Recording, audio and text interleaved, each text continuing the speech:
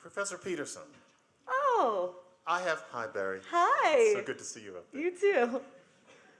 I teach students.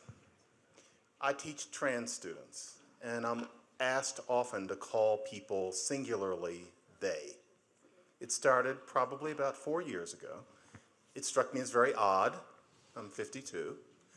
And some of them, you can tell that it's coming from a very deep place, and that's how they feel, and they deeply need to be called they.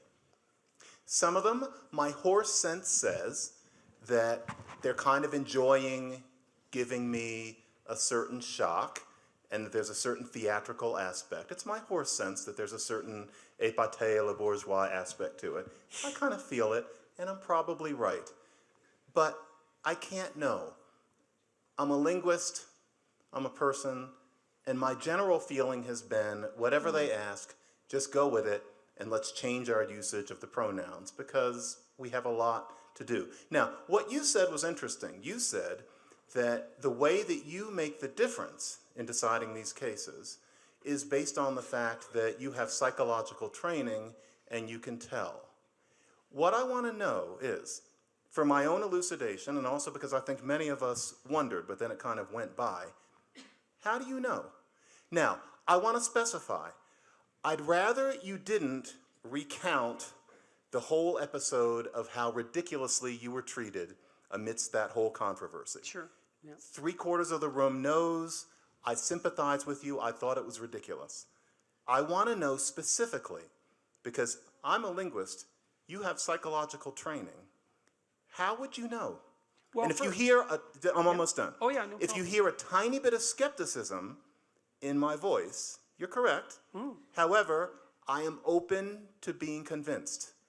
Based on your training, which is immense, how would you know which students to discount as opposed to which ones to go along with? Okay, well, first of all, I wouldn't know, right, which is partly why your skepticism is justified.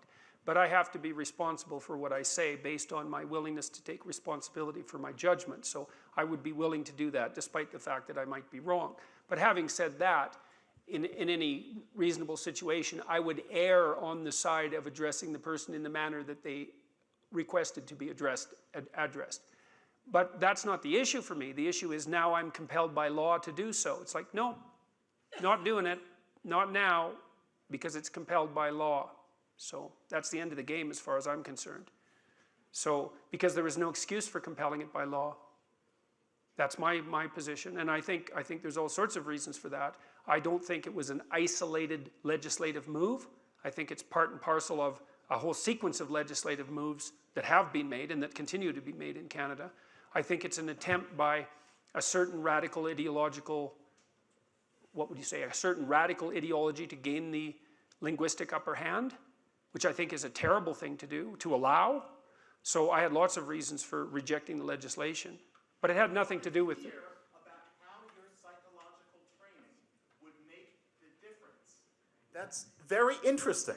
We're talking about expertise here, and my ears pricked up when you talked about how there is a way of thinking that would allow us to decide. I know some of my students... No, there's a way of thinking that would allow me to decide for me. No, us to decide for us. Surely you have a larger mission than just what's going on in your own head, and I mean that. No, I had a perfectly straightforward mission, which was there's no damn way I was going to say those words when I was compelled to by law.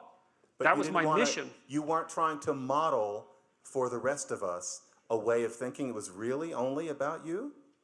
No, well, it was about me and the law. I thought the lawmakers had gone too far. They'd stepped out of their appropriate territory into the domain of linguistic freedom.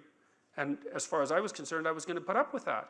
And so if people were happy about that and wanted to follow the example, that was fine with them. But for me, it was something, and that was the statement. I'm not doing this. And then if people can draw their own conclusions from that, maybe they want to do it. I mean, and I've spoken with no shortage of trans people, and you know, my proclivity has been without exception so far to address them in the manner that seems most socially appropriate under the circumstances.